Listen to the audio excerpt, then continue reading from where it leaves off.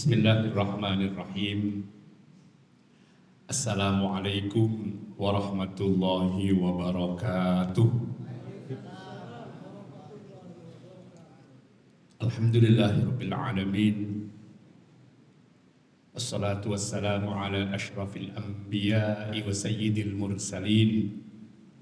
Sayyidina wa maulana Muhammadin wa ala alihi wa sahbihi ajma'in.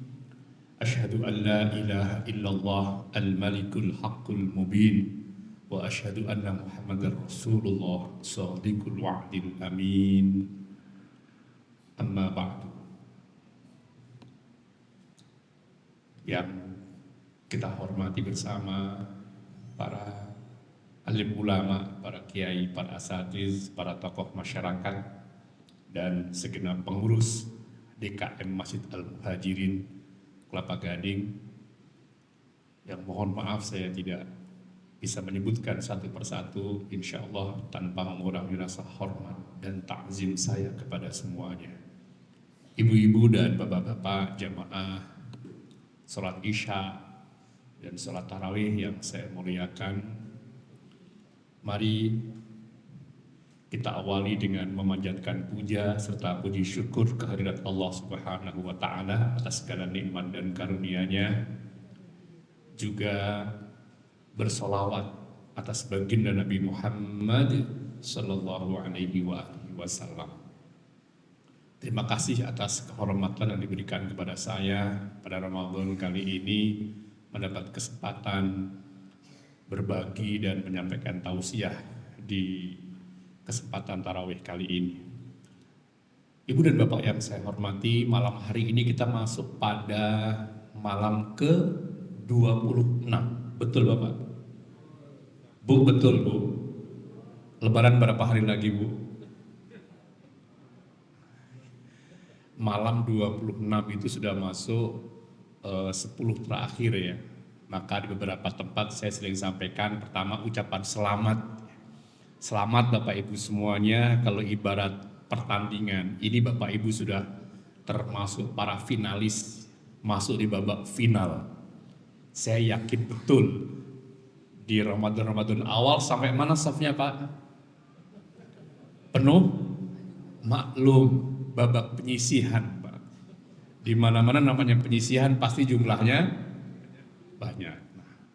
Pada etapa berikutnya semifinal agak mending. Nah sekarang ini kalau saya boleh sebut Bapak ini intinya inti. Nah ibu-ibu para finalis yang saya hormati, pertahankan kita sampai garis finish, sampai nanti minal aidin wal faizin insya Allah ya. Para finalis-finalis yang saya hormati dan saya muliakan, finalis Ramadan ini ya, karena tinggal intinya saja. Saya yakin insya Allah nggak akan bergerak sampai selesai ya. Kalau pulang juga berarti itu tereliminasi namanya ya. Bapak Ibu yang saya muliakan, mohon izin saya ingin menyampaikan bahwa di dalam Al-Quran, ayat yang menjelaskan puasa itu ternyata terkonsentrasi di Al-Baqarah 185 sampai dengan 187. Bapak bongkar-bongkar, cari dari 30 juz Quran, hanya nemu di situ Pak, nggak ada di ayat lain. Kalaupun ada, misalnya tentang puasa, misalnya kisah puasanya Siti Maryam, atau puasa bicara, tidak dalam konteks puasa Ramadan. Sama dengan 12 bulan, kita ini full 1 bulan, nggak dipecah-pecah, kira-kira gitu filosofinya. Nah, dari ayat 185, 186 dan 183 sampai 187 itu pun ada satu ayat yang kalau kita baca, Bapak boleh cek nanti terjemahannya. Ayat ini sama sekali tidak bicara tentang kaifiat puasa. 183 jelas diwajibkan puasa sebagaimana diwajibkan orang-orang sebelum kita agal bertakwa. 184 itu orang-orang yang dapat dispensasi, boleh tidak berpuasa. 185 tentang bulan Ramadan turunkannya puasa. 187 itu terkait dengan dihalalkan bagi kita yang sudah beristri, punya pasangan di malam Ramadan itu boleh mencampuri pasangannya dan seterusnya. Tapi 186 Bapak boleh baca. Gak ada kaitan sama puasa Pak. A'udzubillahi minasyaitonirrajim. Wa idza sa'alaka 'ibadi 'anni fa inni qarib ujibu da'watad da'i idza da'an falyastajibu li wal yu'minu bi la'allahum yarshudun. Mana hubungan dengan puasa? Enggak ada. Dan jika hambaku bertanya kepadamu tentang aku, maka jawablah aku dekat. Aku akan perkenankan ijabah doa-doa orang yang memohon, yang meminta. Idza da'ani, kalau dia memohon kepada aku.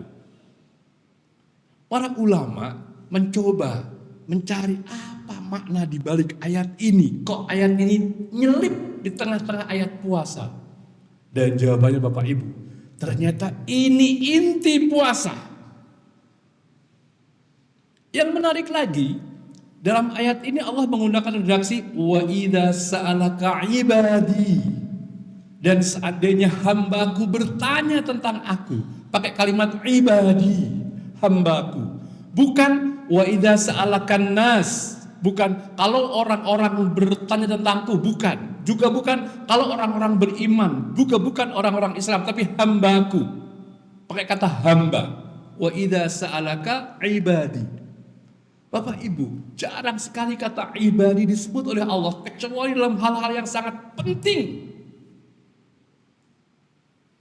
Maknanya apa? Ternyata kalau kita ingin dekat dengan Allah, ingin diijabah doa-doa kita, dikabulkan permohonan kita, yuk kita menjadi ibadullah. Kita harus menghamba kepada Allah.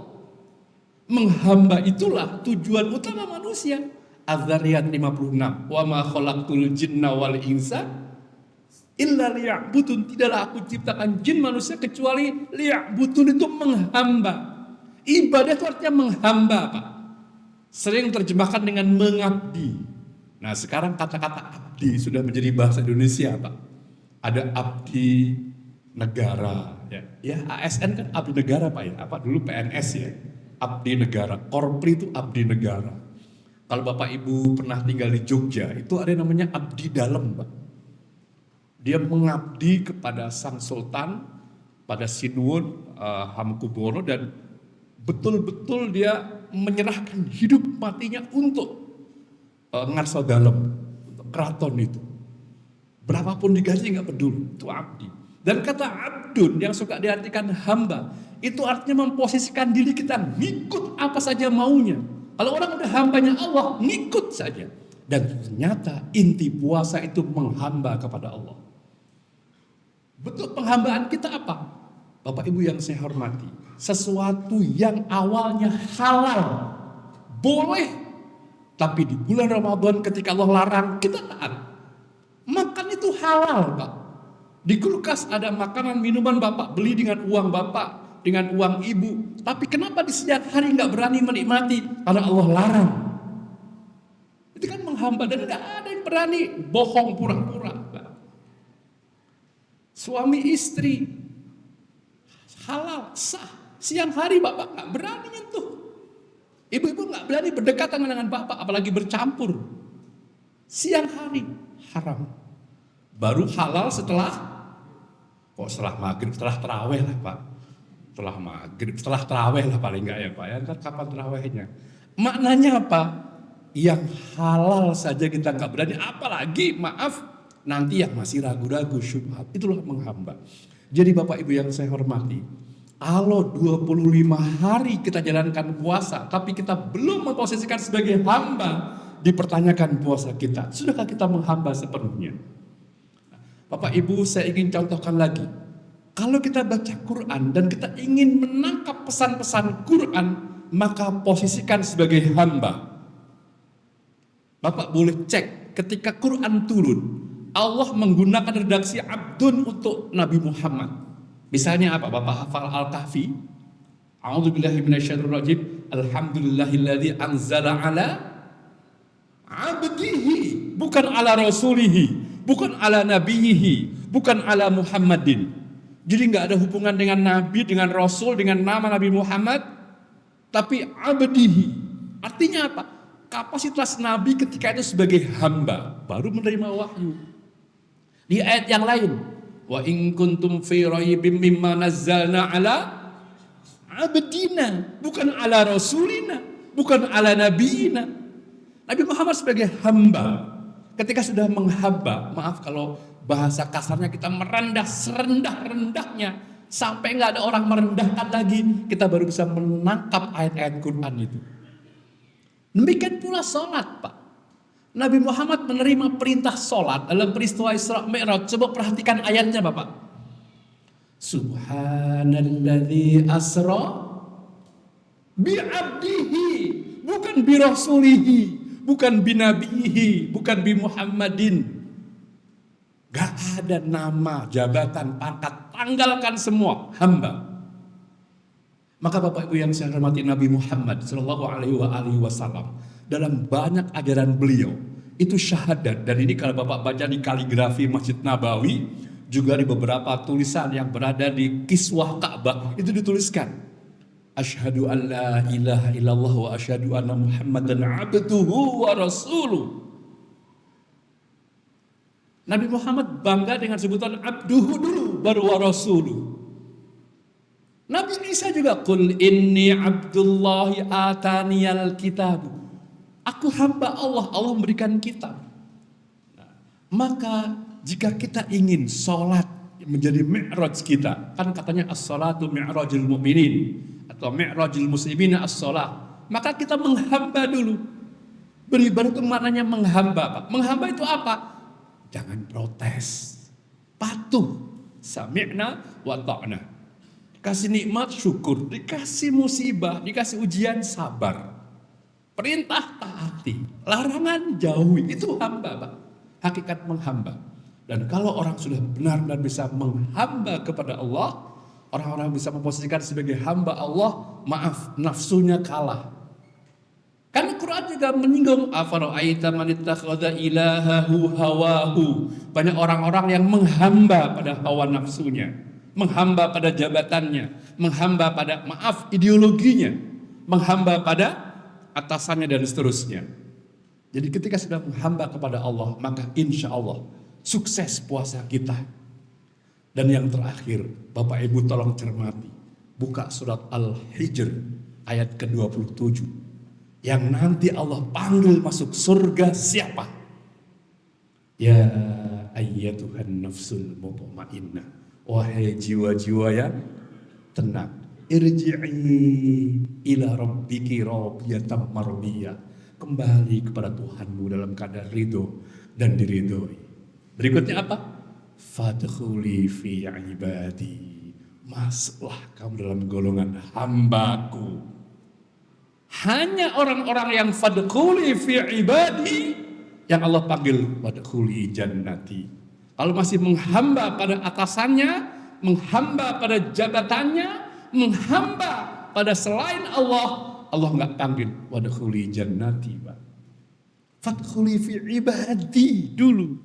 Jadi orang-orang yang jiwanya tenang, yang kembali kepada Allah, irji'i ila rabbiki radiyatan, dengan ridho dan diridhoi, masuk menjadi hamba Allah.